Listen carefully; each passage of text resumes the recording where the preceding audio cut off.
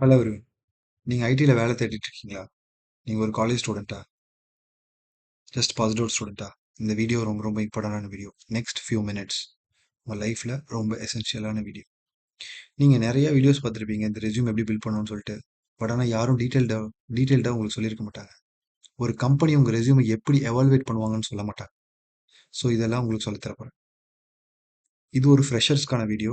நீங்க ரொம்ப எக்ஸ்பீரியன்ஸான ஆளா இருந்தா இந்த வீடியோ உங்களுக்கு தேவைப்படாது. நீங்க ஒரு காலேஜ் ஸ்டூடெண்ட்டா இருக்கீங்க. ஜஸ்ட் பாஸ்ட் அவுட் ஸ்டூடெண்ட்டா தான் தயவு செய்து இந்த வீடியோ பாருங்க. இதெல்லாம் உங்களுக்கு யாரும் சொல்லித் தர மாட்டாங்க. நான் உங்களுக்கு சொல்லித் தரேன். இப்போ நீங்க பார்க்குறது வந்து ஒரு சாதாரண சிம்பிள் ஃபார்மேட். என்னடா இது ரெஸ்யூம் பத்தி சொல்றான், ஒரு ஃபார்மேட்ட காட்டுறான் அப்படின்னா, இந்த ஃபார்மேட் வந்து இம்பார்ட்டன்ட் தான். பட் ஆனா இந்த ஃபார்மேட்குள்ள அதாவது ஒரு ரெஸ்யூம்குள்ள என்னென்னலாம் போடணும் அப்படின்றத பத்தி தான் இந்த வீடியோல நம்ம மெயினா பார்க்க போறோம். ஒரு ரெஸ்யூம எப்படி ஒரு கம்பெனி எவாலுவேட் பண்ணுன்றத சொல்லப் போறேன். அது ரொம்ப ரொம்ப ரொம்ப ரொம்ப கீ. ஏன்னா உங்க ரெஸ்யூம் வந்து ஒரு சாதாரண ஒரு மனுஷன் பார்க்க மாட்டான். ஒரு கம்ப்யூட்டர் தான் உங்க ரெஸ்யூம் வந்து எவாலுவேட் பண்ணும். It's true. பிகாஸ் ஒரு கம்பெனில ஒரு வேக்கன்சி வருதுன்னா, அந்த வேக்கன்சிக்கு 1000, 5000 அப்ளிகேஷன்ஸ் வரும். அந்த 5000 அப்ளிகேஷன்ஸையும் ஒரு மேனேஜரா உட்காந்து பார்க்க முடியாது. பிகாஸ் நாங்கலாம் அதுல இருந்திருக்கோம். அந்த ஒர்க்ல இருந்திருக்கோம். நாங்க ஒரு ஜாப் டிஸ்கிரிப்ஷன்னு ஒரு விஷயம் இருக்கு. உங்களுக்கு ஜாப் டிஸ்கிரிப்ஷனா என்னன்னு தெரியலன்னா, அதையும் இந்த வீடியோல உங்களுக்கு சொல்லப் போறேன். அந்த ஜாப் டிஸ்கிரிப்ஷன் தான் அந்த கம்பெனி வந்து இது வெளிய குடுக்குறதே. ஃபார் எக்ஸாம்பிள் ஒரு கார்ப்பரேட் கம்பெனிஸ் இருக்கு. அந்த கம்பெனில வந்து ஒரு ஜாவா டெவலப்பர் தேவைப்படுதுன்னா, ஜாவா டெவலப்பருக்கு என்னென்னலாம் தேவைன்றத தான் அந்த கம்பெனி வந்து நாக்ரிலயோ, மத்த வெப்சைட்ஸ்லயோ போடுவோம். இன்னைக்கு நாக்ரியே இந்த இந்த இந்த ஆ அந்த அந்த கம்பெனிக்கு ஆ ஹெல்ப் பண்ண ஆரம்பிச்சுருச்சு. எப்படின்னா, அந்த சேட் பாட்ட வச்சு இந்த இந்த பர்ட்டிகுலர் பெர்சன் ரைட் கேண்டிடேட் இருப்பான் அப்படின்ற அளவுக்கு சொல்ல ஆரம்பிச்சுருச்சு. அதெல்லாம் எப்படி பண்ண போறாங்க? எப்படி பண்ணிட்டு இருக்காங்கன்றதும் இந்த வீடியோல உங்களுக்கு சொல்லப் போறேன். ஃபர்ஸ்ட் ஒரு ரெஸ்யூமோட டெம்ப்ளேட்ட சூஸ் பண்றதுங்க ரொம்ப ரொம்ப இம்பார்ட்டன்ட். இப்ப நீங்க பார்க்குறீங்கல்ல, இதெல்லாம் டிஃபரெண்ட் டிஃபரெண்ட் டெம்ப்ளேட்ஸ். என்னைய பொறுத்தவரைக்கும் ரொம்ப சட்டிலான டெம்ப்ளேட். இப்ப நான் உங்களுக்கு காட்டுறேன் பார்த்தீங்களா? ரொம்ப பிளெயினான டெம்ப்ளேட் எடுத்துக்கோங்க. அப்படி இல்லன்னா, இந்த இந்த மாரி ஒரு டெம்ப்ளேட் வித் ஃபோட்டோஸோட எடுத்துக்கோங்க. தயவு செய்து ரெஸ்யூம் வந்து டெம்ப்ளேட் பில்டர் வச்சு பில்ட் பண்ணாதீங்க. நீங்க ஓனா ரெஸ்யூம் எழுதுங்க. நார்மலா ஒரு வேர்ட் டாக்குமெண்ட்ல உங்க டெம்ப்ளேட்ட ரெடி பண்ணுங்க. பிகாஸ் உங்க ரெஸ்யூம நீங்க தான் பிரிப்பேர் பண்ணணும். உங்க ரெஸ்யூம்ங்கிறது ரொம்ப ஒரு என்ட்ரி டிக்கெட். ஒரு கம்பெனிக்குள்ள போற என்ட்ரி டிக்கெட். உங்க ரெஸ்யூம நீங்க ஃபுல்லா தரவா அனலைஸ் பண்ணணும். உங்க ரெஸ்யூம்குள்ள உங்களுக்கு என்ன தெரியுமோ அத மட்டும் போடுங்க. பிகாஸ் இன்னைக்கு கம்பெனிஸ்லாம் ரொம்ப கிளவரா இருக்காங்க. 100க்கு 1% தான் சீட் பண்ணி போறாங்க. பட் 99% உங்களால முடியாது. அந்த 1% சீட்டுன்னா என்னன்னா, அன்னைக்கு அவன் சூழ்நிலையில அவன் ஏதோ ஒரு 10 ஸ்கில்ல போடுறான். அந்த 10 ஸ்கில்லையும் கொஸ்டின் பண்ண மாட்டாங்க. பட் ஆனா இன்னைக்கெல்லாம் பயங்கரமா கொஸ்டின் பண்ண ஆரம்பிச்சுட்டாங்க. ஸோ அதனால உங்களுக்கு என்ன தெரியுமோ அத மட்டும் போடுங்க. தெரியாதத போடாதீங்க. ஃபர்ஸ்ட் நான் சொன்ன மாரி உங்க ரெஸ்யூம் ஃபார்மேட்ட சூஸ் பண்ணிக்கோங்க. ரொம்ப சிம்பிளான ரெஸ்யூம் ஃபார்மேட் வச்சுக்கோங்க. நெக்ஸ்ட் ஒரு 5 மினிட்ஸ் கொஞ்சம் போரிங்கா இருக்கும். பட் தயவு செய்து இத பார்த்துருங்க. ஓகே. ஸோ, நான் சொன்ன மாரி உங்க டெம்ப்ளேட்ட சூஸ் பண்ணுங்க. 2வது உங்க ரெஸ்யூம்ல உங்களோட ஃபுல் நேம மென்ஷன். உங்க ஃபோன் நம்பர் ரொம்ப ரொம்ப இம்பார்ட்டன்ட். உங்க இமெயில் அட்ரஸ் ரொம்ப ரொம்ப இம்பார்ட்டன்ட். அதுக்கப்புறம் மோஸ்ட் ஆஃப் த ஸ்டூடண்ட்ஸ் உங்ககிட்ட லிங்க்டின் ப்ரொஃபைலே கிடையாது. தயவு செய்து லிங்க்டின் ப்ரொஃபைல் கிரியேட் பண்ணுங்க. உங்களுக்கு லிங்க்டின் ப்ரொஃபைல் எப்படி கிரியேட் பண்ணணும்னு தெரியலன்னா, என்னோட லிங்க்டின் ப்ரொஃபைல் லிங்க்க கீழ நான் குடுக்குறேன். என்னோட இன்ஸ்டா லிங்க்க நான் கீழ குடுக்குறேன். தயவு செய்து எனக்கு மெசேஜ் பண்ணுங்க. நான் ஒன் ஆன் ஒன் மென்டர் உங்களுக்கு பண்றேன். ஃப்ரீயா உங்களுக்கு சொல்லித் தரேன். ஒரு ரெஸ்யூம் எப்படி பில்ட் பண்ணணும்? ஒரு LinkedIn எப்படி வந்து ப்ரொஃபைல் கிரியேட் பண்ணணும்? இப்படின்றதெல்லாம் உங்களுக்கு சொல்லித் தரேன். இது ரொம்ப ரொம்ப இம்பார்ட்டன்ட். ஜஸ்ட் லைக் தட் ஒரு ஒரு ஒரு சாதா ஒரு LinkedIn ப்ரொஃபைல் கூட உங்கள வெயிட்டேஜ் செக் பண்ணுவாங்க இன்னைக்கெல்லாம். ஸோ ஒரு போர்ட்ஃபோலியோ கிரியேட் பண்ணணும். ஒரு போர்ட்ஃபோலியோ அப்படின்னா என்னன்னா, நீங்க ஒரு காலேஜ் ஸ்டூடண்ட், நான் ஒரு பிஎஸ்சி கிராஜுவேட் சார். நான் ஒரு வந்து ஒரு ஒரு கம்ப்யூட்டர் இன்ஜினியரிங் ஸ்டூடண்ட் சார். ஒரு மெக்கானிக்கல் இன்ஜினியரிங் ஸ்டூடண்ட் சார் அப்படின்னு நினைக்கிறீங்கன்னு வச்சுக்கோங்க. நீங்க ஒரு கம்ப்யூட்டர் சயன்ஸ் இன்ஜினியரிங் ஸ்டூடெண்ட்டா இருந்தா, நீ என்ன வருங்காலத்துல நீ என்னவா ஆகப் போறன்றத நீ டிசைட் பண்ணியே ஆகணும். அந்த காலகட்டத்துல தான் இருக்க. எனக்கு எதுவுமே தெரியாது. நான் ஒரு கம்பெனி இன்டர்வியூக்கு போறேன். அந்த கம்பெனி என்னை ட்ரெயின் பண்ணுவாங்கிற காலகட்டம்லாம் போயிடுச்சு. நீ ஒரு காலேஜ் படிக்கும்போதே, அ நீ வந்து ஒரு ஸ்கில் நீ கத்துக்கிட்டே ஆகணும். நீ ஒரு ஜாவாவ கத்துக்கணும். இல்ல ஒரு ஒரு சி பிளஸ் பிளஸோ அட்லீஸ்ட் ஒரு சாதாரண ஒரு ப்ரோகிராம் லாங்குவேஜ் கத்துக்கணும். இல்ல சார் நான் ஐடி பேக்கிரவுண்ட் குள்ள தான் போகணும். பட் நான் மெக்கானிக்கல் ஸ்டூடண்ட், நான் ட்ரிபிள் இ ஸ்டூடண்ட்னா, உனக்கு கோடிங் வரலன்னா நீ டிசைனிங் கத்துக்கோ. அதுக்கும் நான் உங்களுக்கு ஹெல்ப் பண்றேன். நான் மென்டர் பண்றேன். Free of காஸ்ட்ல. ஆ நீங்க ஃபார் அன் எக்ஸாம்பிள் ஒரு ஒரு டிசைனரா ஆகணும் அப்படின்னு நினைச்சீங்கன்னா, நீங்க வந்து போர்ட்ஃபோலியோ வந்து ஒரு Dribbleல கிரியேட் பண்ணலாம். ஒரு Behanceல கிரியேட் பண்ணலாம். நீங்க இல்ல வந்து, சார் நான் வந்து ஒரு ஒரு ஃபுல் ஸ்டாக் டெவலப்பர் ஆகப் போறேன் அப்படின்னா, நீங்க என்ன பண்ணணும்னா வந்து ஒரு HTML, CSSஓ ஒரு ஒரு ஒரு ஒரு ஒரு பேக் எண்ட வச்சு நீங்க ஏதாவது வந்து ஒரு போர்ட்ஃபோலியோ ஒரு வெப்சைட் பில்ட் பண்ணுங்க. அது வந்து வச்சுக்கோ. அந்த லிங்க்க வந்து இந்த ரெஸ்யூம்ல மென்ஷன் பண்ணுங்க. இல்ல நீங்க வந்து டிசைனரா இருந்தா டிசைனர் அந்த அந்த போர்ட்ஃபோலியோ லிங்க் இதுல மென்ஷன் பண்ணுங்க. அது ரொம்ப ரொம்ப இம்பார்ட்டன்ட். அதெல்லாம் கூட வச்சு எவாலுவேட் பண்றாங்க. நான் உங்களுக்கு நெக்ஸ்ட் அப்கமிங் இந்த வீடியோலயே உங்களுக்கு சொல்றேன். அடுத்தது சம்மரி. ஃப்ரெண்டோட ரெஸ்யூம்ல இருக்கிற சம்மரி அப்படியே காப்பி பண்ணாது. ஃபர்ஸ்ட் ஆஃப் ஆல் அந்த சம்மரி உனக்கு கொஞ்சம் பர்சனலைஸ்டா இருக்கணும். பர்சனலைஸ்டு அப்படின்னு நான் என்ன மீன் பண்றேன்னா, நீ ஒரு கம்ப்யூட்டர் சயின்ஸ் ஸ்டூடெண்டா இருந்தீங்கன்னா, நீங்க கம்ப்யூட்டர் சயின்ஸ் ஸ்டூடெண்ட், நான் இந்த கம்ப்யூட்டர் சயின்ஸ் ஸ்டூடெண்ட், நான் வந்து ஒரு பெரிய ப்ரோகிராமரா மாறணும் அப்படின்றத மென்ஷன். அதுக்கப்புறம் இந்த இந்த அப்ஜெக்டிவ் உங்களோட ஜாப் டிஸ்கிரிப்ஷனை மேட்ச் பண்ணணும். ஜாப் டிஸ்கிரிப்ஷன்ங்கிறது நான் என்னன்னு உங்களுக்கு சொல்றேன். அதுதான் இந்த இந்த வீடியோல ரொம்ப ரொம்ப இம்பார்ட்டன்டான டாபிக். உங்களோட ரெஸ்யூமை எப்படி எவாலுவேட் பண்ணுவாங்கன்றது ரொம்ப ரொம்ப இம்பார்ட்டன்டான டாபிக். அதையும் உங்களுக்கு சொல்றேன். வழக்கமா நீங்க போடுற எஜுகேஷனல் பேக்ரவுண்ட், எந்த காலேஜ், எந்த யூனிவர்சிட்டி, எவ்வளோ மார்க்கு, இதெல்லாம் போடுங்க. என்ன படிச்சீங்க அப்படின்றதெல்லாம் போடுங்க. அதுக்கப்புறம் ஸ்கில்ஸ். உனக்கு தெரிஞ்ச ஸ்கில்ஸை மட்டும் போடுங்க. தெரியாதது தயவு செய்து போடாது.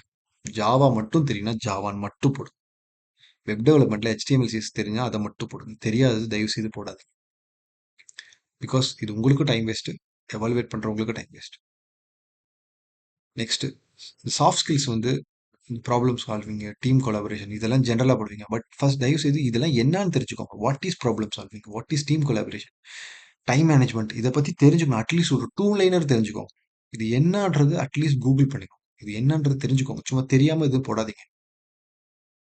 என்னடா அண்ணா இப்படி சொல்றாருன்னு பாத்தீங்கன்னா, பிகாஸ் இதெல்லாம் நாங்க நாங்க எங்களுக்கு ரெஸ்யூம் சார்ட் அவுட் ஆன பிறகு இதை பத்திலாம் நாங்க கேட்போம். ஒரு சிம்பிளான ஒரு ஜாப் போஸ்ட் பண்றோம். எங்களுக்கு 1000 அப்ளிகேஷன்ஸ் வரும். நாங்க வந்து ஒரு சாட் பாட்டை வச்சு நாங்க வந்து 1000 அப்ளிகேஷன்ஸ்ல ஒரு மனுஷனால படிக்க முடியாது.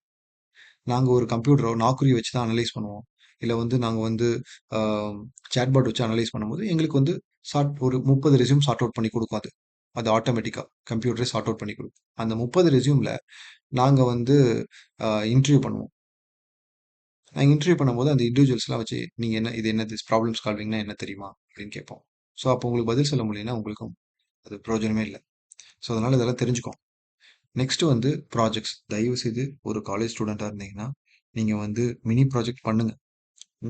காலேஜ்ல நீங்க மினி ப்ராஜெக்ட் பண்ணியிருப்பீங்க, ஃபைனல் இயர் ப்ராஜெக்ட் பண்ணியிருப்பீங்க. அது என்னன்றது தெரிஞ்சுக்கோங்க. நீங்க ஓனா பண்ணுங்க. காசு போட்டு வாங்காதீங்க. இன்னைக்கெல்லாம் வந்து டயர் 1 சிட்டீஸ்ல இருக்கிறது, டயர் 2, டயர் 3 சிட்டீஸ்லலாம் வந்து நெறைய ப்ராஜெக்ட் சென்டர்ஸ் வந்துருச்சு. பசங்கலாம் ப்ராஜெக்ட் வாங்குறாங்க. பட் ஆனா அத பத்தி தெரியறதில்ல. நீங்க அட்லீஸ்ட் தெரிஞ்சுக்கோங்க. அது எப்படி கோட் அடிச்சிருக்காங்கன்னு தெரிஞ்சுக்கோங்க. நீங்க கோட் அடிக்க ட்ரை பண்ணுங்க. அட்லீஸ்ட் அத மிமிக் பண்ணுங்க அத திருப்பி. ஸோ நம்பர் ஆஃப் ப்ராஜெக்ட்ஸ் நீங்க எவ்வளோக்கு எவ்வளோ அதிகமா போடுறீங்களோ, அவ்வளோக்கு அவ்வளோ யூஸ்ஃபுல்லா இருக்கும். முடிஞ்ச அளவுக்கு இன்டர்ன்ஷிப்ஸ் பண்ணுங்க. சின்ன சின்ன கம்பெனிஸ்ல பேசுங்க. இன்டர்ன்ஷிப் பண்ணுங்க. உங்களுக்கு இன்டர்ன்ஷிப் உங்களுக்கு கான்டாக்ட் இல்லைன்னா I will be able to help you. நெறைய கம்பெனிஸ் இருக்கு. இன்டர்ன்ஷிப்ஸ் குடுக்குறாங்க. அவங்க கிட்ட போய் இன்டர்ன்ஷிப் பண்ணுங்க. 3 மந்த்ஸ் பண்ணுங்க. உங்களுக்கு எந்த டெக்னிக்கல் ஸ்கில்லும் இல்லன்னா, நீங்க வந்து அந்த கம்பெனி கிட்ட போனீங்கனாலே அவங்க ஏதாவது சொல்லிக் குடுக்க வாய்ப்புகள் இருக்கு. ஸோ அதெல்லாம் வந்து ட்ரை பண்ணுங்க. சர்டிஃபிகேஷன்ஸ் ட்ரெய்னிங்ஸ் நெறையா பண்ணுங்க. நெறைய ஃப்ரீ சர்டிஃபிகேஷன்ஸ் வந்துருச்சு. காசு குடுத்து பண்ண முடியலன்னா ஃப்ரீ சர்டிஃபிகேஷன்ஸ் பண்ணுங்க. எக்ஸ்ட்ரா கரிக்குலர் ஆக்டிவிட்டீஸ் ஆல்ரெடி நீங்க போடுவீங்க. நீங்க காலேஜ்ல என்னென்ன ரோல்ஸ் பெர்ஃபார்ம் பண்ணியிருப்பீங்க, இல்ல ஸ்போர்ட்ஸ்ல இருந்தீங்கன்னா அதெல்லாம் போடலாம். ஓகே, ஃபைனலி இது ரொம்ப ரொம்ப இம்பார்ட்டன்டான ஒரு விஷயம். Job description. ஒரு corporate company, for an example ஒரு கம்பெனி ஏபிசின்னு வச்சுக்கோங்க. அந்த கம்பெனி வந்து எனக்கு ஒரு ஜாவா டெவலப்பர் வேணும். அந்த ஜாவா டெவலப்பர் இந்தந்த ரெக்யர்மெண்ட்ஸ்லாம் மீட் பண்ணணும்னு சொல்லுவான். நீங்க என்ன பண்ணணும்னா, இதெல்லாம் தான் உங்களோட கீவேர்ட்ஸ். இந்த கீவேர்ட்ஸ் இந்த கீவேர்ட்ஸ் உங்க ரெஸ்யூம்ல இருக்கிற மாரி பார்த்துக்கோங்க. அப்போ அப்படின்னா என்ன அர்த்தம்னா, நீங்க ஒரு ஒரு கம்பெனிக்கு அப்ளை பண்றீங்கன்னா, உங்க ரெஸ்யூம் அந்த கம்பெனிக்கு தகுந்த மாரி தான் ரெஸ்யூம பில்ட் பண்ணணும். ஒரு காமனா ஒரு ரெஸ்யூம பில்ட் பண்ணிட்டு எல்லா கம்பெனிக்கும் அப்ளை பண்ணாதீங்க. ஜாப் கிடைக்கிறது ரொம்ப கஷ்டம். உங்களோட என்ட்ரி டிக்கெட் ஃபெயில் ஆயிடும். ஸோ, ஃபார் அன் எக்ஸாம்பிள் ஒரு டிசிஎஸ் கம்பெனி அப்படின்னா, அந்த கம்பெனிக்கு இந்த ஜாவா போஸ்ட் கேட்டிருக்காங்க. இந்த ரெக்யர்மெண்ட்ஸ் தான் குடுத்துருக்காங்க. இந்த ரெக்யர்மெண்ட்க்கு தகுந்த மாரி உங்க ரெஸ்யூம் அப்டேட் பண்ணிட்டு நீங்க போடணும். ஒரு சிடிஎஸ்ல வேற ரோல் கேட்டிருக்காங்க. ஒரு ஒரு சீனியர் ஜாவா கேட்டிருக்காங்க. அதோட ரெக்யர்மெண்ட்ஸ் கொஞ்சம் வேற மாரி இருக்கு. ஹைபர்நேட்டிவ் ஸ்ப்ரிங்க்கு பதிலா வேற ஏதாவது இருக்கு. அப்படின்னா, அதுக்கு தகுந்த மாரி நீங்க மாத்தணும். நான் சொல்றேன். என்ன பண்ணணும்ன்றது. ஸோ, இப்ப நம்ம ரெஸ்யூம்க்குள்ள போயிடலாம். ஓகே. இந்த ரெஸ்யூம சிம்பிளா எடுத்துக்கலாம். இது வொர்க் எக்ஸ்பீரியன்ஸ் வேணாம். இது கொஞ்சம் எக்ஸ்பீரியன்ஸ் ப்ரொஃபஷனல் மாரி இருக்கு. ஒரு ஃப்ரெஷரா இருக்கும்போது, உங்களுக்கு வந்து உங்க பேரு, உங்க ஃபோட்டோ, உங்க கான்டாக்ட் நம்பர் போட்டுருங்க. இந்த அபௌட் மீக்கு பதிலா ஆப்ஜெக்டிவ் போடலாம். இல்ல அபௌட் மீயும் போடலாம். 2 ஒண்ணு தான். உங்க காலேஜ் எஜுகேஷன் போட்டுக்கோங்க. உங்க டெக்னிக்கல் ஸ்கில்ஸ், சாஃப்ட் ஸ்கில்ஸ் போட்டுக்கோங்க. உங்க சர்டிஃபிகேஷன் போட்டுக்கோங்க. உங்க அச்சீவ்மென்ட்ஸ் போட்டுக்கோங்க. உங்களோட ப்ராஜெக்ட் எக்ஸ்பீரியன்ஸ்ல மெயினா இப்போ வரேன். அந்த ஜாப் டிஸ்கிரிப்ஷன்ல உங்களுக்கு வந்து ஆம், இந்த இடத்துல ஸ்ப்ரிங் ஹைபர்னேட்னு போட்டிருக்கான்ல. சப்போஸ் உங்களோட டெக்னிக்கல் ஸ்கில் ஸ்ப்ரிங் ஹைபர்னேட் இருந்தா தயவு செய்து அதை மென்ஷன் பண்ணுங்க. அந்த சாட்பாட், அந்த ஏஐ உங்களோட அந்த ஜாப் டிஸ்கிரிப்ஷனையும் இந்த ரெஸ்யூமையும் மேப் பண்ணி செக் பண்ணும். அப்போ அதுலயும் இதுலயும் சேம் ஸ்கில் செட் இருந்தா உங்களோட ரெஸ்யூம் வந்து ஈஸியா சார்ட் அவுட் ஆகிறதுக்கு வாய்ப்புகள் ஜாஸ்தி. ஸோ அந்த ஜாப் டிஸ்கிரிப்ஷன்ல என்ன இருக்கோ அதை ஸ்கில்ஸ்ல போட்டு நெக்ஸ்ட் உங்களோட மினி ப்ராஜெக்ட் இல்ல ப்ராஜெக்ட்ல அந்த அந்த ஜாப் ஸ்கில் செட்ல இருக்கிற மாதிரி உங்களோட ரெஸ்யூமரை எழுதிக்கோங்க.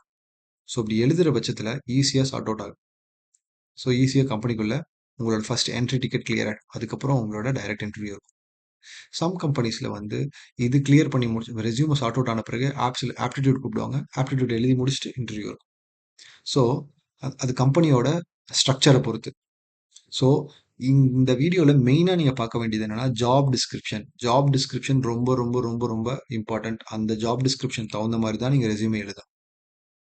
ஃபைனலி நான் ஒரு பெரிய ஆர்கனைசேஷனில் ப்ராஜெக்ட் மேனேஜராகவும் பல ரோல்ஸும் பர்ஃபார்ம் பண்ணிட்டு இருக்கேன். ஸோ நாங்கள் ஒரு ஜாப் டிஸ்கிரிப்ஷன் எங்களுக்கு ஒரு ஆள் தேவைப்படுதுன்னா நாங்கள் ஜாப் டிஸ்கிரிப்ஷன் நாங்கள் அந்த மாதிரி தான் எழுதி அனுப்புவோம். ஸோ நாங்கள் எங்கள் ஹெச்ஆர் டீம்கிட்ட கொடுப்போம். இந்த ஹெச்ஆர் டீம் வந்து பல கம்பெனிஸ்கிட்ட பேசி கன்சல்டன்ட்டை பேசி ஆளை கூட்டு வரதுக்கு பிளான் பண்ணுவாங்க. ஸோ எங்கள் மாதிரி கம்பெனிஸ்லலாம் 5000 அப்ளிகேஷன்ஸ் ஈஸியாக வரும். நாங்கள் 5000 அப்ளிகேஷன்ஸ் ரெஸ்யூம்ஸை படிக்க முடியாது. அப்ளிகேஷன்ஸ் இந்த சென்ஸ் 5000 ரெஸ்யூம்ஸ் வரும். எங்களால் 5000 ரெஸ்யூம்ஸை படிக்க முடியாது. ஸோ அவங்களே சார்ட் அவுட் பண்ணி கொடுப்பான். இல்லை சம்டைம்ஸ் ஏஐ சார்ட் அவுட் பண்ணி. அப்போ எப்படி 5000 அப்ளிகேஷன்ஸ் 5000 பேருக்கு வேலை கிடைக்காதுல்ல. எங்களுக்கு தேவை 2 போஸ்டிங் தான். இந்த 2 போஸ்டிங்க்கு நாங்க ஒரு 30 பேர் தான் இன்டர்வியூ பண்ண முடியும்னு சொல்லிடுவோம். அப்ப அந்த 30 பேத்தையும் அந்த சாட் பாட் வந்து சார்ட் அவுட் பண்ணி குடுத்துரும். அந்த சாட் பாட்டுக்கு எப்படி சார்ட் அவுட் பண்ணுது? இப்ப நான் சொன்ன மாரி அந்த கீவேர்ட்ஸ் வச்சு தான். ஸோ உங்க கீவேர்ட்ஸ் ரொம்ப ரொம்ப இம்பார்ட்டன்ட். கீவேர்ட்ஸ் ஆ நீங்க அதில மென்ஷன் பண்ணணும். ஃபைனலி இந்த வீடியோ முடிக்கிறதுக்கு முன்னாடி நான் சொல்றேன். நான் ஃபர்ஸ்ட்டு சொன்ன மாரி என்னோட LinkedIn ப்ரொஃபைலையும், என்னோட இன்ஸ்டா லிங்க்கையும் நான் குடுக்குறேன். முடிஞ்ச அளவுக்கு என்னோட LinkedInல கனெக்ட் பண்ணுங்க. நான் உங்களோட ரெஸ்யூம்ஸ நீங்க அப்டேட் பண்ணிட்டு, நீங்க ஃப்ரெஷர் தானே, நீங்க ரெஸ்யூம்ஸ் அப்டேட் பண்ணிட்டு எனக்கு அனுப்புங்க. நான் உங்களுக்கு பார்த்து சொல்றேன். கரெக்ட் பண்றேன்.